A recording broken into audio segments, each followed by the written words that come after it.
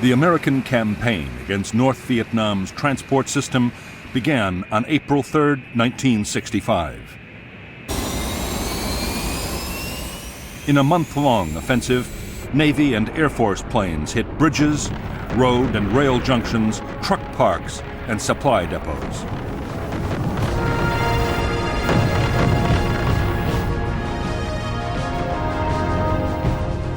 For the Americans, one of the most important targets was the Ham Rung Bridge across the Song Ma River. The bridge was a choke point for troops and supplies moving southwards.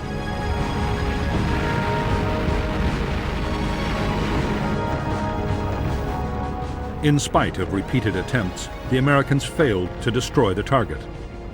2 U.S. planes were lost to MiG fighters and more to anti-aircraft defenses.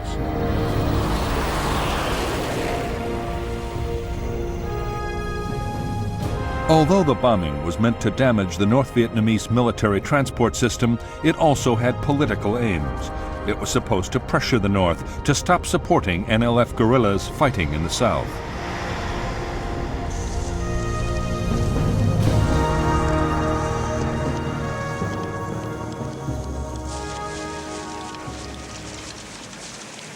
In spite of the mounting damage, Ho Chi Minh, the northern president, was defiant. In South Vietnam, the NLF were doing well on the battlefield. South Vietnamese government forces were on the defensive. Ho meant to continue supporting the war as long as his Chinese and Soviet allies provided the weapons and financial support to carry on.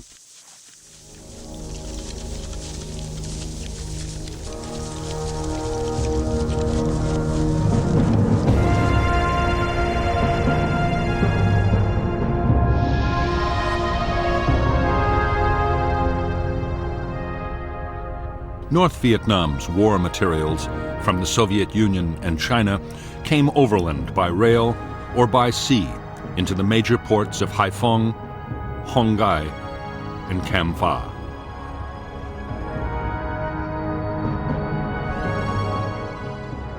Supplies and troops destined for the war in the south were then sent on to staging areas, especially Dong Hoi. From there, they traveled into Laos by truck and bicycle and down the Ho Chi Minh Trail into South Vietnam. More troops and supplies went south by sea.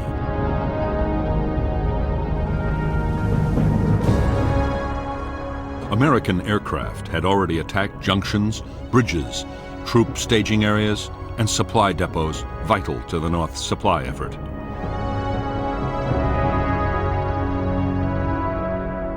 However, the northeast quadrant, with the population centers of Hanoi and Haiphong, would be left alone for the time being at least.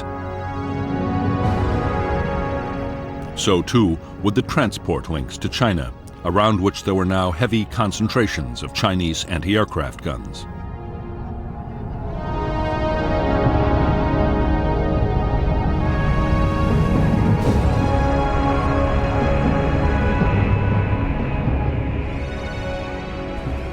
As the Rolling Thunder campaign continued, opposition to the bombing grew in the United States and around the world.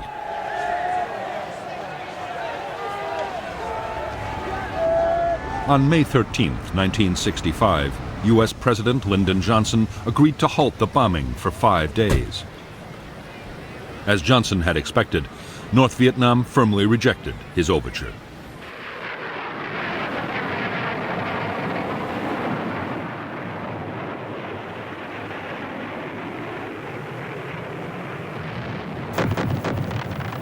In the months that followed the bombing pause, Rolling Thunder attacks were steadily intensified. Transportation was still the top priority, but the list of targets approved by the White House was steadily broadened. The planes also began to range further north than before.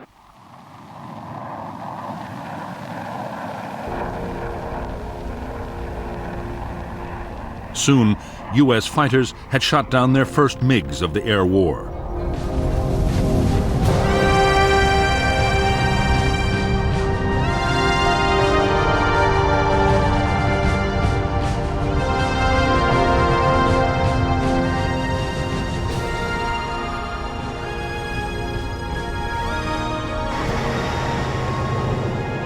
By July 1965, a ring of Soviet-supplied surface-to-air missile batteries surrounded key sites in North Vietnam.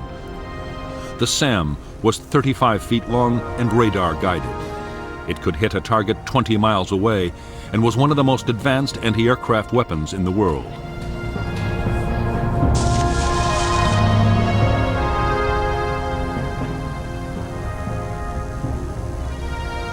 If the SAM's warhead detonated anywhere within 200 feet of an aircraft, it would almost certainly bring it down in flames.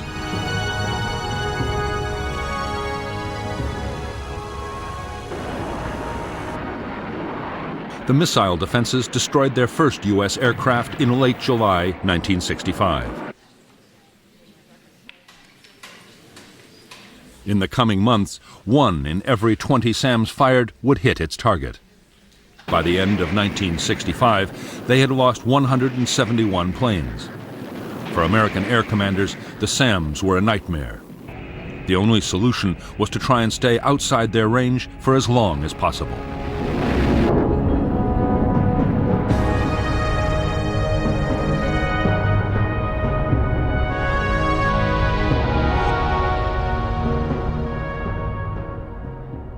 American aircraft were now attacking some carefully selected targets inside the northeastern quadrant of North Vietnam.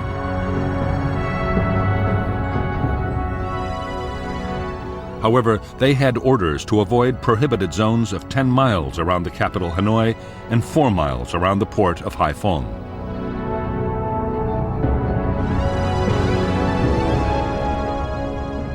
In bigger zones around both cities, attacks were severely restricted, and the aircraft also had to stay out of a buffer zone along the border with China.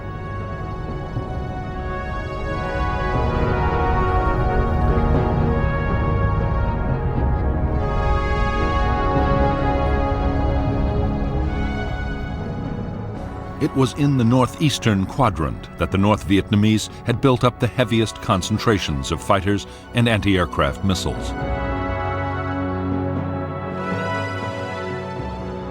The Americans knew the operating ranges of the MiGs and the SAMs.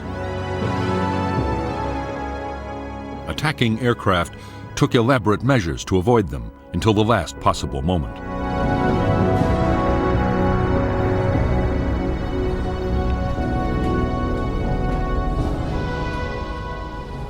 SAM missile sites were hard to find and even harder to destroy.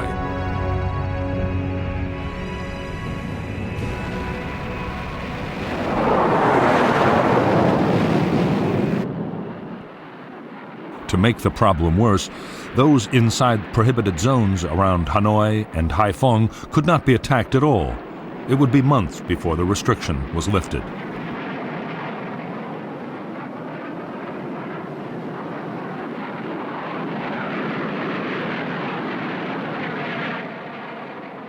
Avoiding SAMs posed its own dangers for American pilots.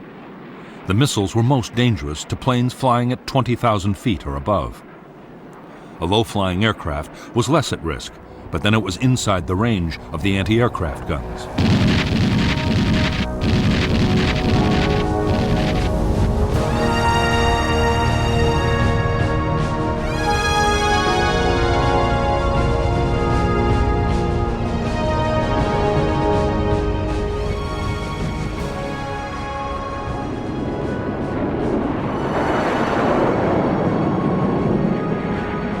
By this time, North Vietnam's MiG fighters were being sent into battle whenever the odds seemed in their favor.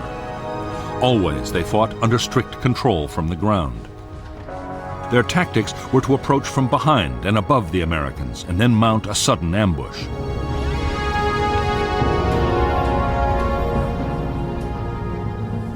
To the intense frustration of U.S. air commanders, American planes were strictly forbidden to attack North Vietnamese fighter bases.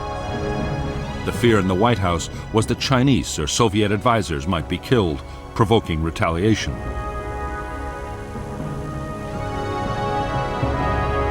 An even bigger worry was that if the North's Air Force were destroyed, Chinese fighter units might take over the defense themselves.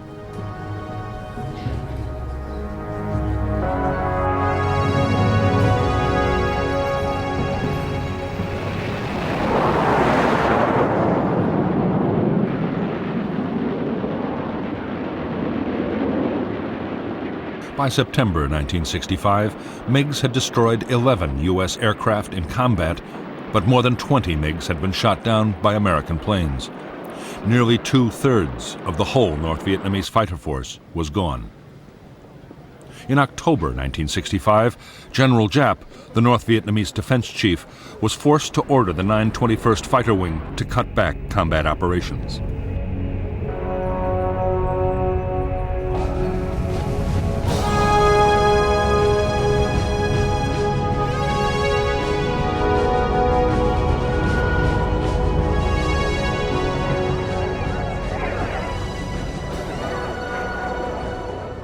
On December 24, 1965, President Johnson announced another temporary halt to the bombing of North Vietnam and offered talks. Meanwhile, the war in the South was gathering pace. By the start of 1966, 184,000 U.S. troops had arrived in country.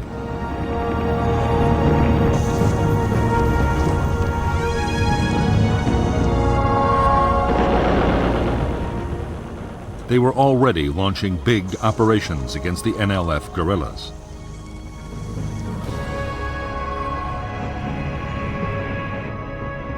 Months before, American leaders had decided that the air war in the South would, if necessary, take priority over operations against the North. Hundreds of transport aircraft and fighter bombers supported American troops. Strike aircraft could be called in by any combat unit in the field. Time after time, their bombs, rockets, and napalm saved American units being overrun by the Viet Cong, but they also hit thousands of civilians in their homes.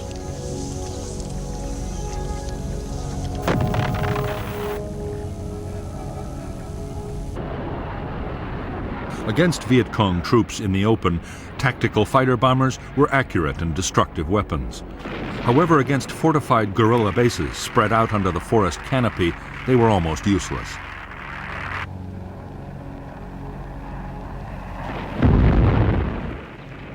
The solution suggested by the U.S. commander in Vietnam, General Westmoreland, was to carpet bomb with B-52s.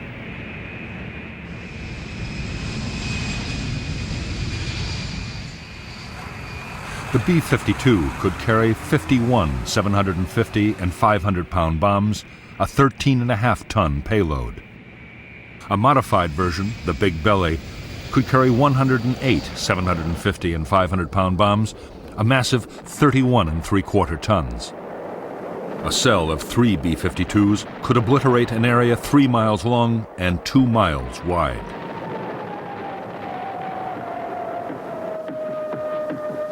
B-52 raids were codenamed Arclight.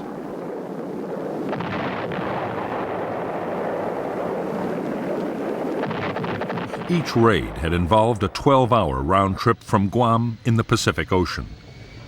The missions were possible only because for every bomber in the fleet, there was a tanker from Okinawa to refuel it in flight. The mission of the B-52 force was soon broadened to include the Ho Chi Minh Trail in Laos and passes feeding the trail just inside North Vietnam.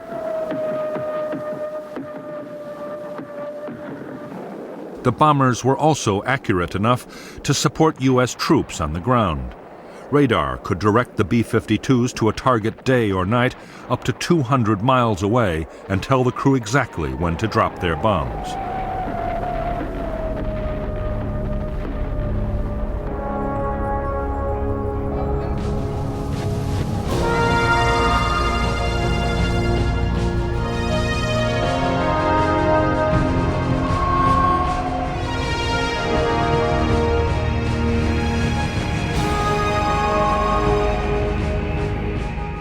The pause in the bombing that President Johnson had ordered in December 1965 lasted 37 days.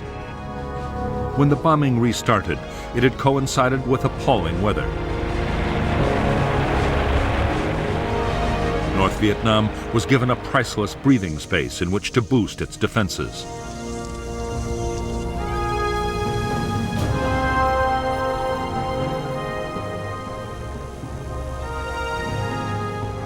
The North's most important installations were now defended by 5,000 anti-aircraft guns. They included new radar-guided 85 and 100 millimeter weapons able to bring down an aircraft at nearly 20,000 feet.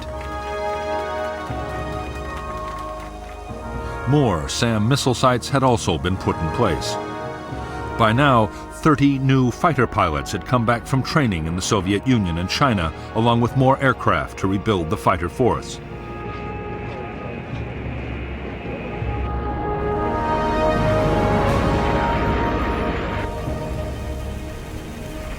American aircraft losses were now 20 a month over North Vietnam.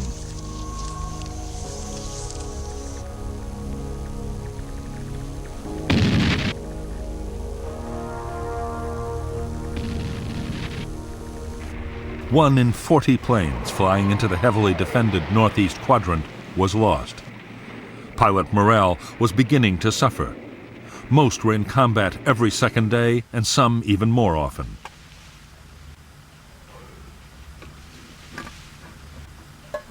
Realizing that dangerous problems were developing, the Americans moved to send more carrier pilots to Southeast Asia. They also overhauled the supply system.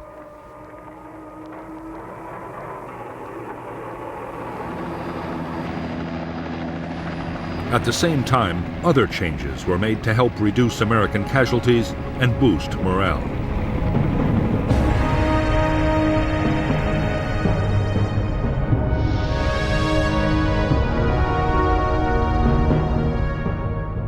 In April 1966, Yankee Station and the carriers of Task Force 77 were moved nearer to North Vietnam. At the same time, 2 new search and rescue stations were created, called North and South.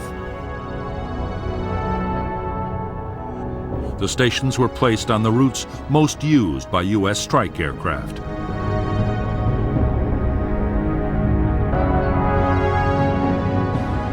Up to now, U.S. Air Force and Navy planes had taken turns to hit different areas of North Vietnam.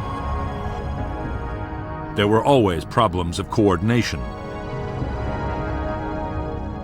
Now, the system was improved by allocating route packages. Route Package 1 was given to Military Assistance Command in the South as part of the war on the demilitarized zone.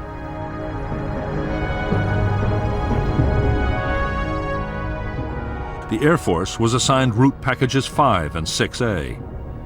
The Navy concentrated its efforts on the route packages nearer the coast.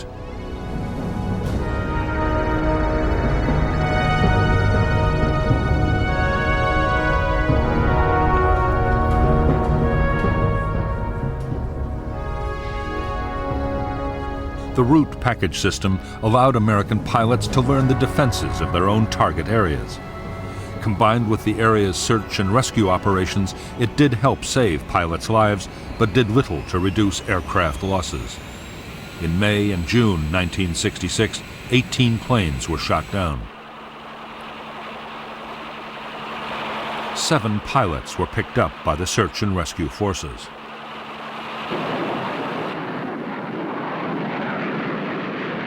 By now, every American raid included attacks to suppress anti-aircraft defenses. Strikes were also supported by a vast array of sophisticated technology. Early warning radar aircraft could alert pilots to MiGs or SAM launches. Electronic warfare planes tried to jam anti-aircraft radars. Wild Weasel strike aircraft, armed with the new Shrike radar-seeking missiles, were deployed to hit the SAM sites.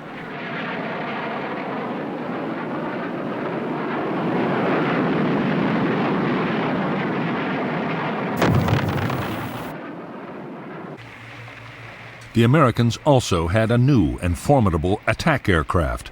The A-6 Intruder had the world's most sophisticated electronic navigation and targeting systems.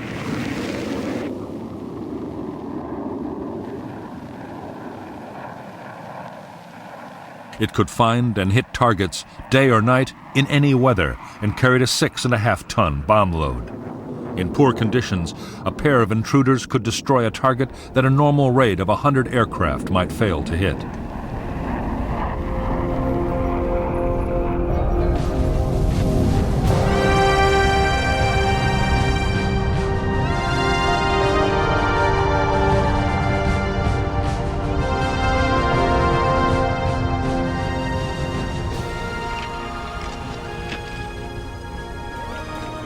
More than a year after Rolling Thunder had begun, North Vietnam's leaders were gaining confidence. The bombing had unified the North Vietnamese people. Damaged railway stock, trucks, and industrial equipment were being replaced by the Soviet Union and China. Almost every day, a supply ship arrived in Haiphong harbor.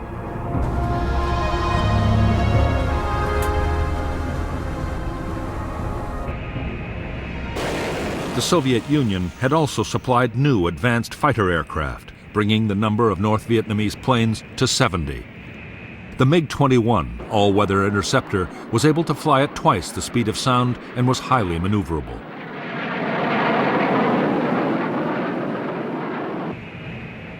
It was armed with 2 cannon and 2 ATOL infrared homing missiles, deadly weapons at medium ranges.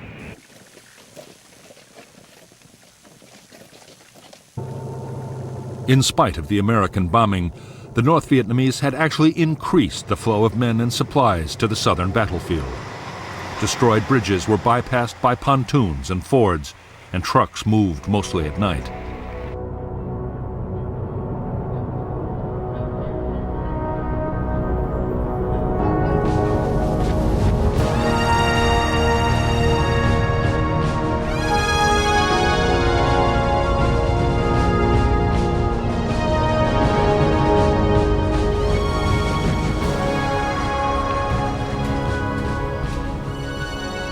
For months, the American Joint Chiefs of Staff in Washington had been urging the president to launch an all-out campaign against North Vietnam. Above all, they wanted to target petroleum and oil storage, the PAL system.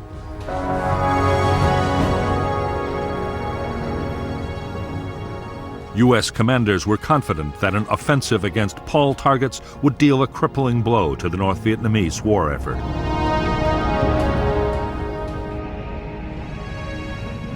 The offensive was put off again and again.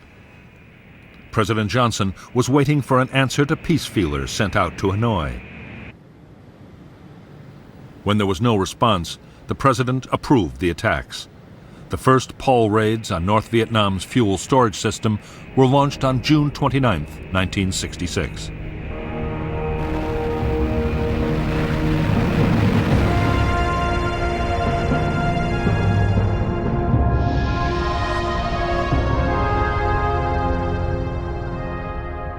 North Vietnam had 13 major oil storage facilities. 2 had already been destroyed and another badly damaged. The new American campaign was launched by U.S. Air Force planes flying from Thailand and by the Navy carriers Ranger, Constellation, and Hancock. In the first strikes, tanks at Hanoi, Haiphong, and Do Song were hit. The following days saw attacks on yet more sites. The remaining facilities and fuel-carrying trains from China were next.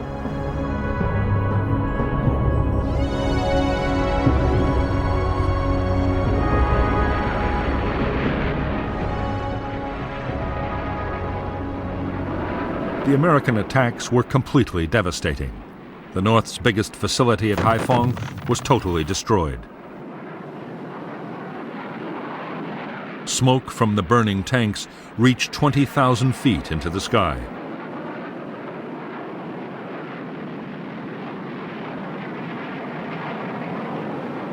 The PAL strikes lasted for several weeks. 76% of the designated oil facility targets in North Vietnam's main storage and pumping facilities were wrecked. So were half the barges used to ferry oil from tankers offshore. The reaction from North Vietnam's air defenses was furious. SAMs and anti-aircraft guns were reinforced as the raids went on.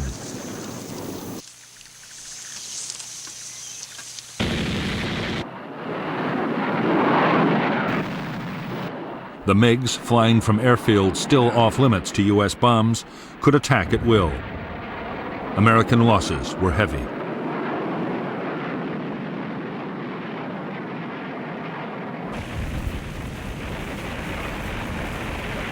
In spite of the massive size of the Paul campaign and the heavy cost and downed aircraft, the American raids had a limited effect.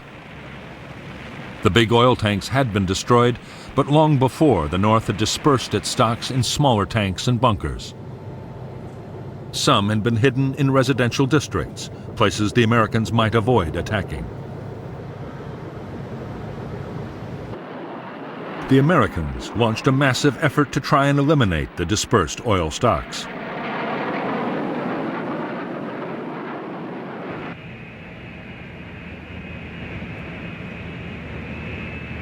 After heavy losses of planes and men, they had destroyed only a fraction. North Vietnam still had more than enough to supply its own needs and the needs of the trucks supplying the southern battlefield.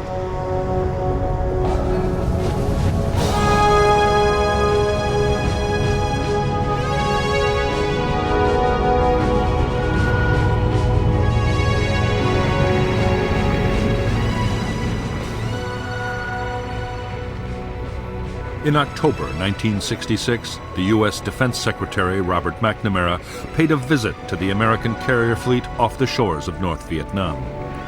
With him was General Wheeler, the chairman of the Joint Chiefs of Staff, and Admiral Sharp, the Pacific Fleet commander.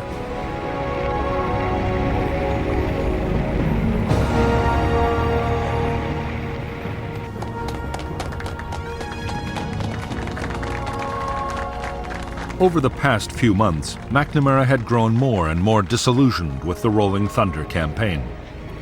The North Vietnamese still showed no signs of abandoning the war. The failure of the Paul offensive had been the final straw.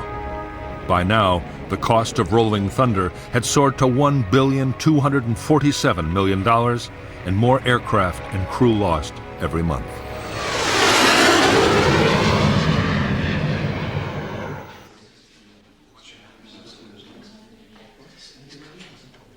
McNamara now favored curtailing the bombing.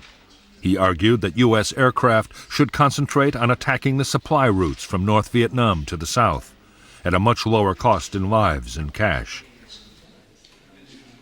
Military leaders were dismayed. Their argument was that Rolling Thunder had failed because, with all the restrictions, it had never been given a chance to succeed.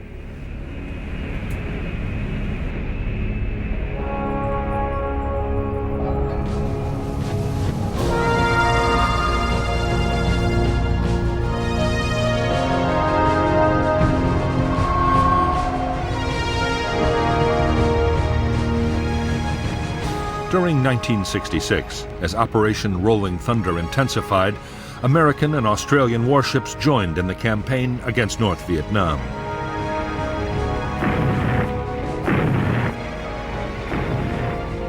Operation Sea Dragon attacked more than 3,500 land targets, including bridges, railroad yards, and truck parks.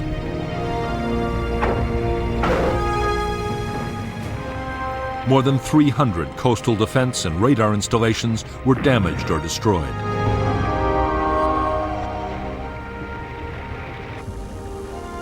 The attacks were fiercely resisted by North Vietnamese coastal artillery batteries.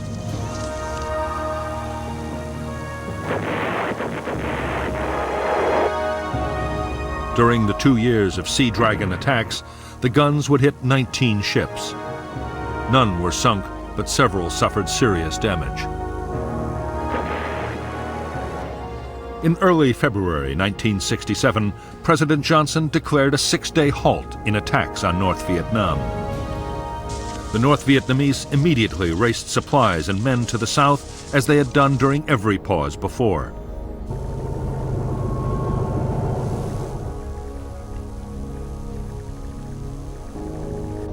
Ho Chi Minh replied to Johnson's offer of negotiations with a demand that the bombing stop completely.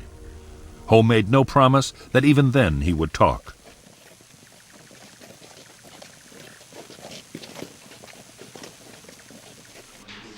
Ho's rebuff left Johnson frustrated and angry. It was now a contest of wills.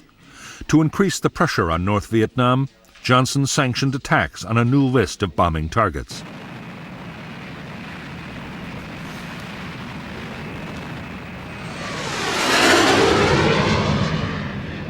American planes would attack the North's airfields, power plants, and industries, while the Navy's Operation Sea Dragon would be expanded. It was a major step towards an all-out campaign.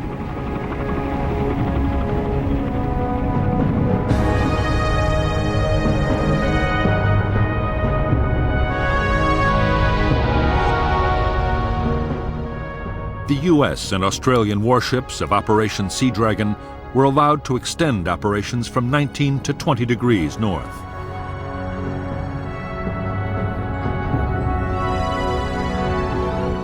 Aircraft were sent to mine river mouths and later inland waterways as well, up to the same line.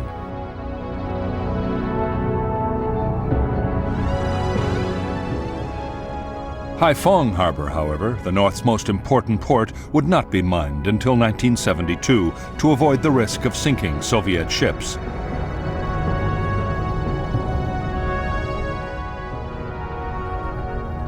The new targets for U.S. bombers were the airfields, power plants, and industries of the northeastern quadrant. Some targets were inside the previously prohibited zones around Hanoi and Haiphong.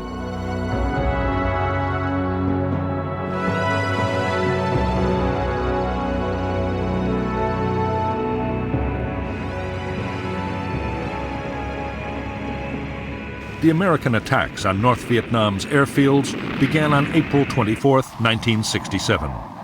By the end of the year, all but one of the North's MiG bases had been hit. The attacks inflicted heavy damage on runways and installations.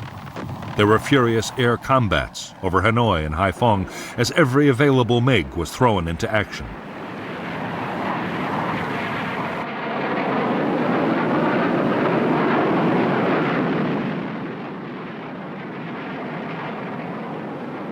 After the airfield attacks came the strikes on industrial targets and power plants. 32% of the North's electrical power generating capacity was cut, but the remaining plants were adequate to supply most of the North's small industrial plants.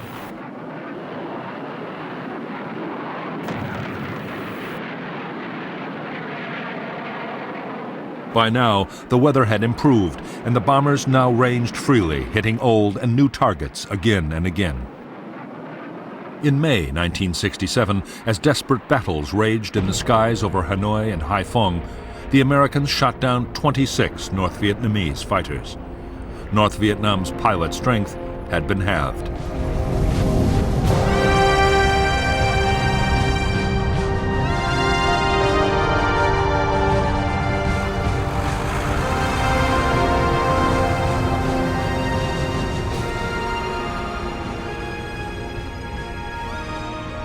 While the latest offensive against North Vietnam was still underway, in Washington a bitter argument was raging about strategy in Vietnam. President Johnson's civilian and military advisors were now completely at odds. The military wanted a major escalation of the air and ground war in an all-out push for victory.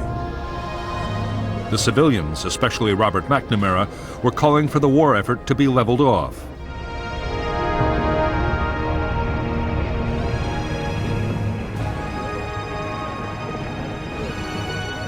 In August 1967, the pressure on President Johnson to side with his military commanders sharply increased.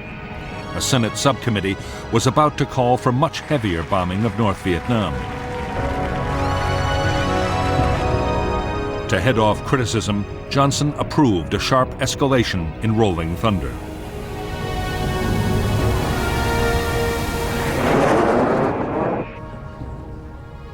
For the Defense Secretary, Robert McNamara, the decision to escalate was the end of the road. His advice had been ignored, and plainly he no longer had the confidence of the president. McNamara had no option but to resign.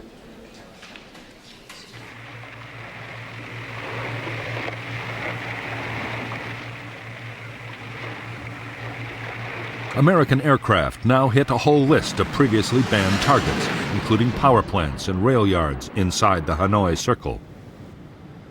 The Paul Doumer Bridge linking Hanoi and Haiphong was attacked, and 2 of its spans dropped into the Red River. However, engineers hastily carried out temporary repairs, and the bridge continued to carry traffic until it was hit again in October 1967. Targets inside the Chinese border buffer zone were also hit. American planes attacked to within 8 miles of the frontier. 2 American aircraft strayed into China and were shot down by Chinese MiGs. The attacks of late 1967 were so intense that for a time the northern air defenses ran desperately short of SAMs and anti-aircraft ammunition.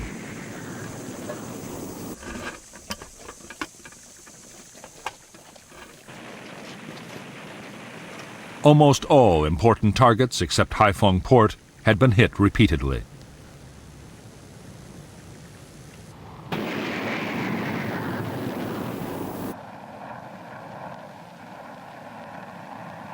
The Americans were now using a new generation of smart bombs, including the Walleye television-guided weapon, which had been operational in Vietnam since 1966. It took many fewer aircraft to destroy a target, which meant in theory that precision attacks could be made, even in densely populated areas. There was little the North Vietnamese air defenses could do to stop the havoc. However, northern leaders still had no intention of giving in to U.S. demands. In their view, the best way of stopping the bombing was to win the war in the South in the shortest possible time.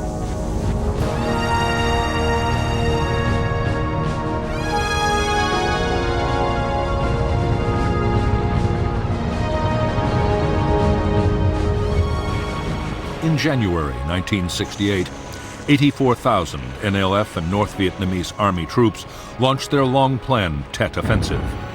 They attacked towns and cities all over South Vietnam and held huge tracts of Saigon, the capital, for weeks.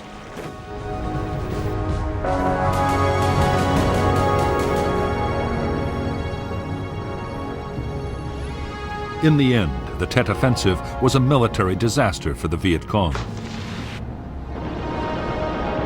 40,000 were killed in more than a month of savage fighting.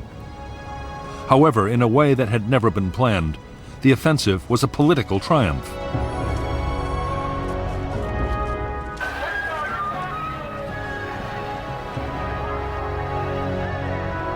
In the United States, public opinion had been turning against the war for months.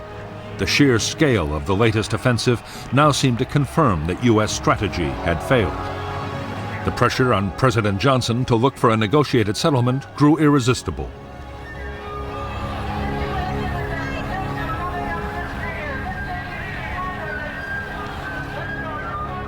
On March 31, 1968, Johnson announced that, as a goodwill gesture, he was restricting the bombing campaign to the extreme south of North Vietnam. American sons in the field far away. On April 3rd, Hanoi radio announced that if bombing ceased unconditionally, the talks could begin.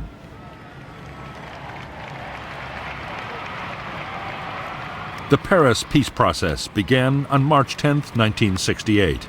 Almost at once, they stalled hopelessly.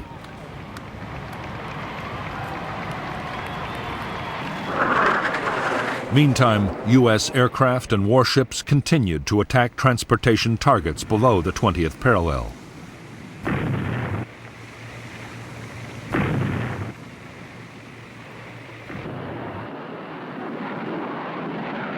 In October 1968, after several months of wrangling and on the eve of the U.S. presidential elections, there was a breakthrough. The North Vietnamese agreed that in exchange for a complete halt to the bombing, they, for their part, would no longer infiltrate troops across the DMZ or shell major cities in the south. Johnson knew that being seen to oppose peace could damage his party's chances in the coming elections. Reluctantly, he agreed to stop the bombing.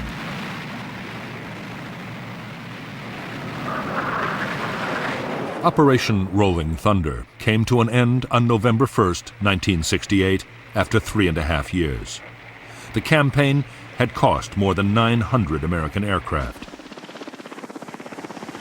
818 pilots were dead or missing, and hundreds were in captivity.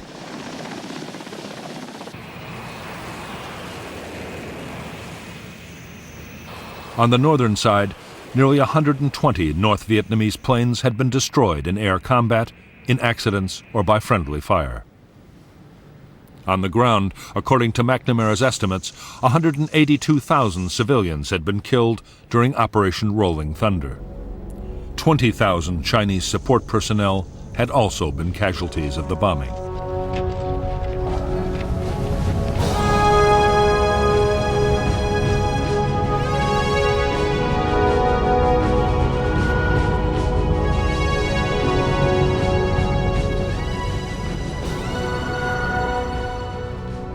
With the end of Rolling Thunder, North Vietnam immediately set about rebuilding its shattered transport system.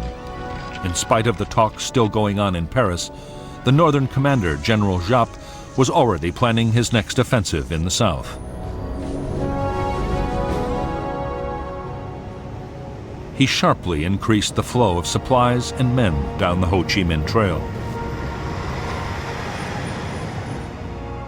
With thousands of U.S. aircraft and pilots no longer tied up attacking North Vietnam, U.S. commanders could concentrate massive air power on Laos. The main aim was to find and destroy the truck convoys moving south. Special forces teams had always scouted into Laos to guide attack aircraft onto targets. But by this time, the U.S. had also deployed the world's most sophisticated electronic surveillance system.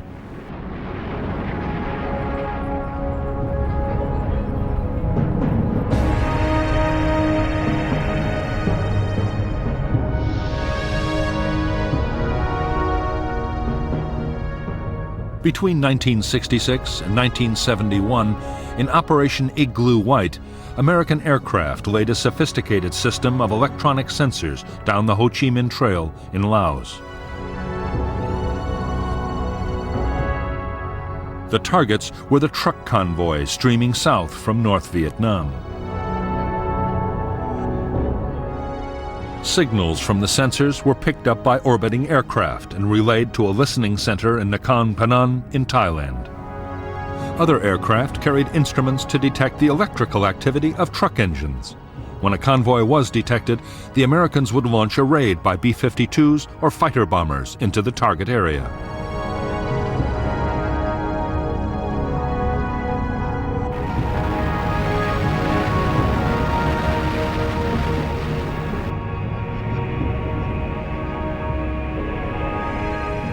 In 1968 alone, U.S. strike aircraft flew 88,000 strikes against targets in Laos. The planes dropped high explosives, cluster bombs, and mines. They were also equipped with new, highly accurate laser-guided bombs.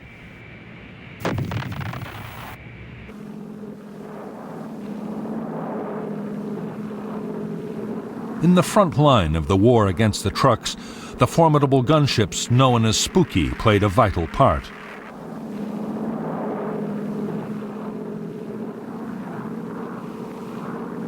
The gunships carried 3 miniguns, each able to fire 6,000 rounds a minute. Flying in a circular pattern over the target, the gunship would rain down an awesome weight of fire.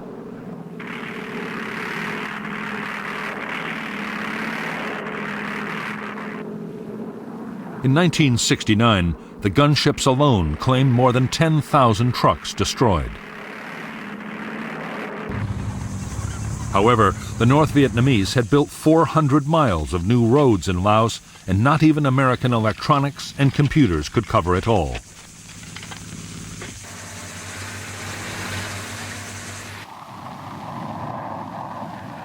Still, U.S. aircraft would drop 750,000 tons of bombs on Laos, 10 times the weight dropped on Japan in World War II.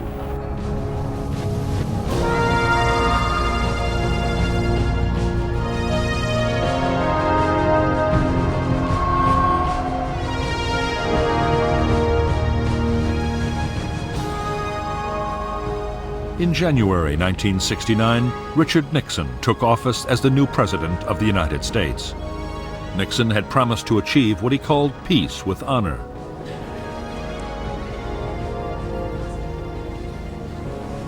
The aim was to negotiate a settlement that would allow the 500,000 U.S. troops in Vietnam to be withdrawn, while still allowing South Vietnam to survive.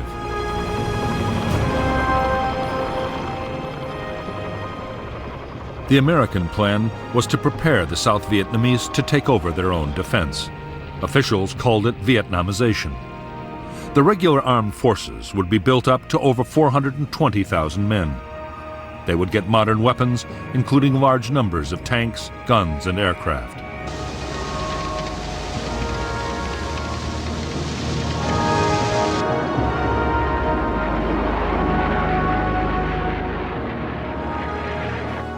The North's strategy for 1969 was to keep up the pressure in South Vietnam. While negotiations were going on, they meant to improve their position on the battlefield.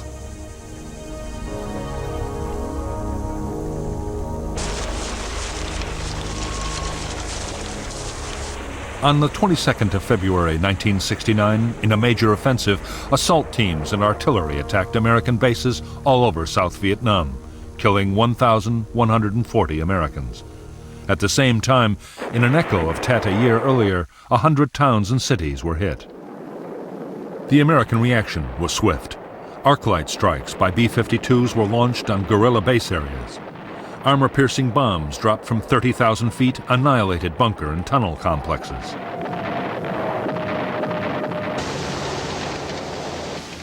On the ground, American units launched spoiling attacks on guerrilla staging areas and captured enormous quantities of supplies.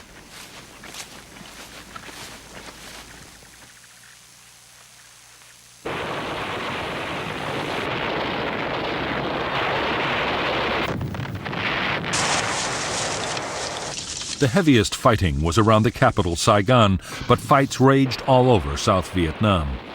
In the first 3 weeks of battles, the Americans lost 1,100 men.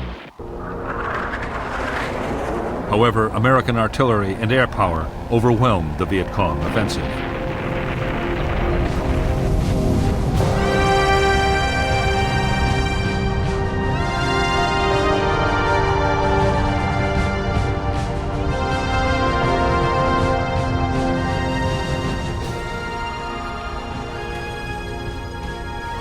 In the White House, there was anger and deep frustration at the latest campaign against South Vietnam.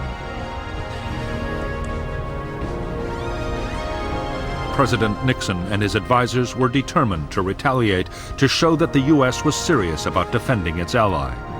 The problem was that going back to bombing North Vietnam would cause an outcry in the United States.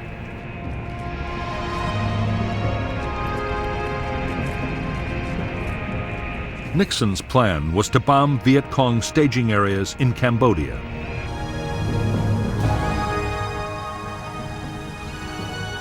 For years, they had been the springboards for attacks against Saigon.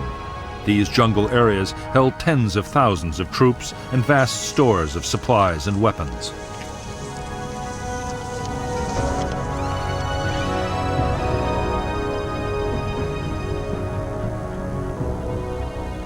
But Washington had forbidden U.S. forces to attack the Cambodian bases.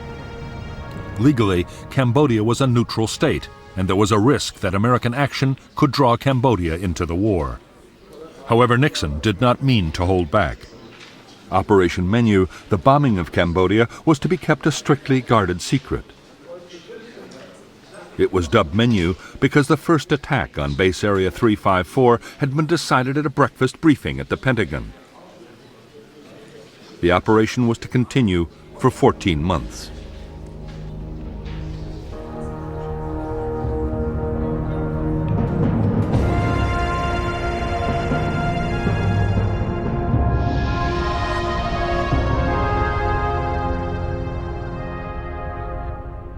As well as the Ho Chi Minh Trail running from North Vietnam, NVA forces were also supplied by North Vietnamese and Soviet ships, which were allowed to dock at Sihanoukville.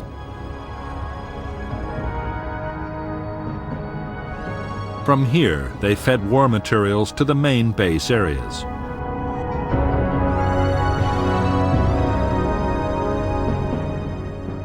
The biggest Viet Cong strongholds were west and north of Saigon, in the areas known as the Parrot's Beak and the Fish Hook. The bases were run by North Vietnamese troops and the NLF.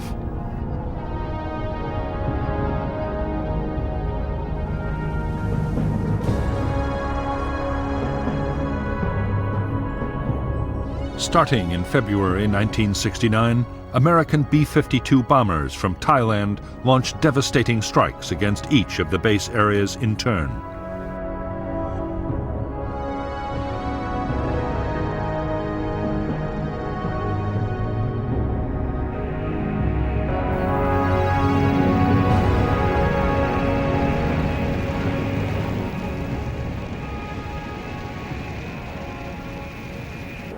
Operation Menu saw more than 4,000 B-52 missions, dropping 120,000 tons of bombs.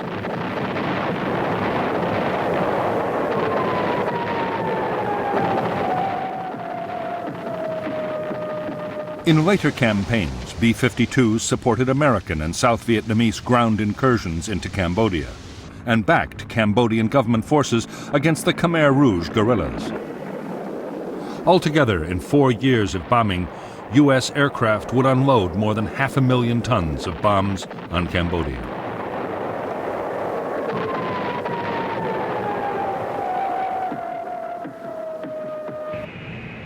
On orders from the White House, extraordinary measures were taken to keep the Cambodian bombing a secret.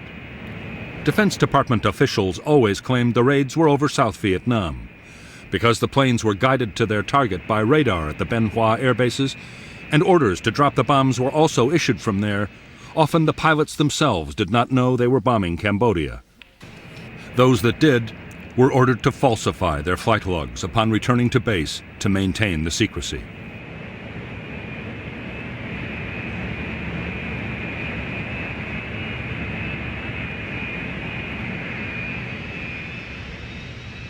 In spite of the elaborate precautions, in May 1969, reports of the secret bombing were published in the American press.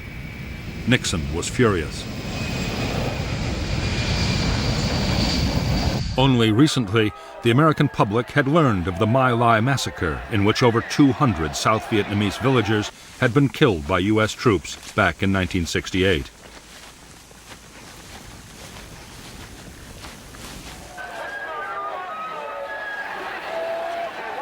Anti-war feeling had also been fueled by news of the bloody Battle of Hamburger Hill. American troops had suffered heavy casualties capturing the hill, only for it to be abandoned later.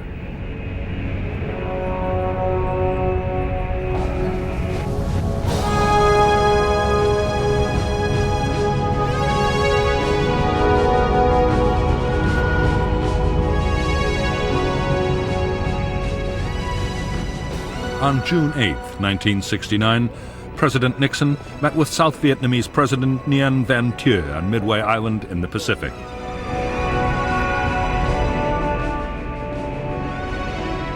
Nixon announced that 25,000 U.S. troops would be withdrawn from Vietnam immediately. The 9th Marines would be the first to head for home. It was the first U.S. troop reduction in the history of the war in Vietnam.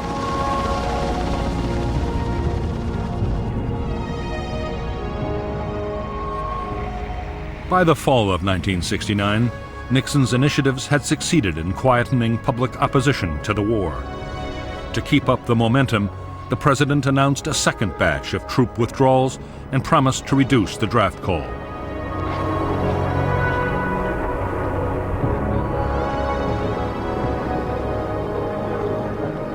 In October 1969, an opinion poll gave Nixon an approval rating of 71%, an almost unprecedented figure.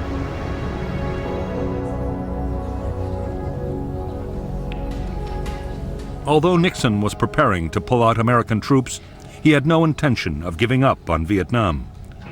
His plan was that even when most American troops had been withdrawn, Americans would continue to supply, train, and arm the South Vietnamese. Most important of all, a formidable shield of American air power would remain to deter communist attacks.